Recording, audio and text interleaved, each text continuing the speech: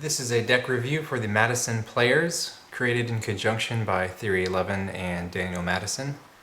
I'm not much of a card box person, but I actually do like the way this card box looks.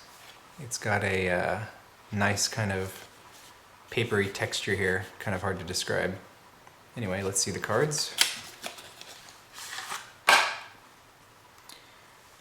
Here's the back design. As you'll note, they are faded towards the edges. At first I thought that was cool, and then upon further consideration I decided I didn't quite like it. I think it'd be better with a kind of border here maybe that stops the pattern. You'll see why later in the fans. Now let's take a look at the faces of the deck. The faces are actually pretty standard. We've got the normal colors here. Even the court cards are just the same as a normal deck. Most of them are the same, except a couple of them are custom. Maybe someone that Daniel Madison knows, or Theory 11. I don't know who this is, this lady. Anyway, even the aces are pretty much all the same as a normal deck of cards, of course, except for the ace of clubs. That didn't work. Let me give it another shot. There we go. Ace of spades is different. It's got Daniel Madison's logo here. If I could only get the camera to focus. There we go.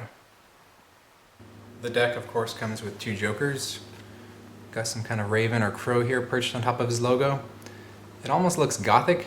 I'm not sure if that's the intent because the rest of the deck isn't necessarily gothic style. And it comes with an ad card here, one of the ad cards that no one ever cares about. Yep. And it comes with a double backer card as well. Hey, would anyone like to see the fastest card turnover in the world? Would you like to see it again? Although I do like the style of these card backs, they don't necessarily look good in a thumb fan. As you can see, they kind of blend into nothingness here, and occasionally if your fan isn't immaculate, you may see some inconsistencies here jump out.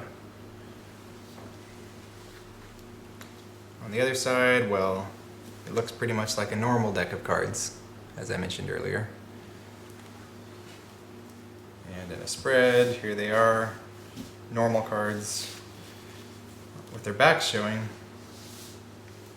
I'm not sure I really like this necessarily. It just looks inconsistent, is what I get from it. As far as how the cards handle themselves, they're alright. They're a little stiff, I noticed, out of the box. I actually found it was easier, for some reason, to spring them face up. I do believe they are traditionally cut because I was able to ferrule them in this way much easier than the other way, like so.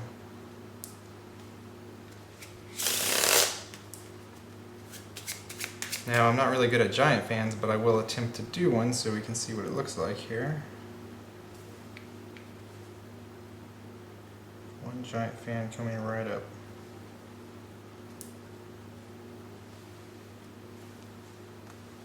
There we go. It's kind of a mess because the inner part you can't really see the pattern too much, and the outer part you can see it more, so I don't know. It's not really to my taste.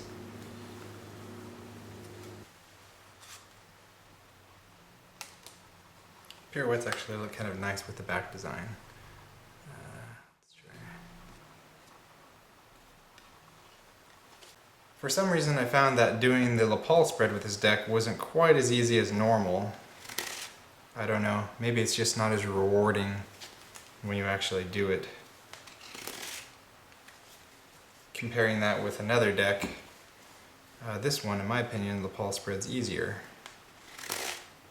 Like that. I think it just looks a lot better, perhaps. Looks okay. At least the first card does.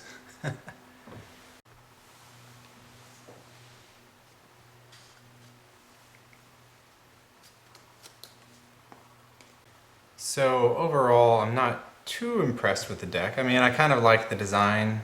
I think it would be fun if you were playing a poker game maybe and you had people around the table with 5 cards in their hand, and then it looks kind of cool because you really get to see the design more. As advertised on the website, these are marked cards here, and I actually took the cards and tried to see if I could determine how they were marked, and I did not find the markings, but if you watch the video he explains it, and I was actually pleasantly surprised with the marking system. I think it's pretty cool. Overall, the cards handled pretty well, but I felt like I had to break them in first. I thought the back design is pretty cool, but the faded borders kind of reduced that coolness a bit. And yeah, so overall it's a good deck. Not necessarily my favorite, but it's pretty cool. Especially when you consider the marking system that's built into the cards. That's it.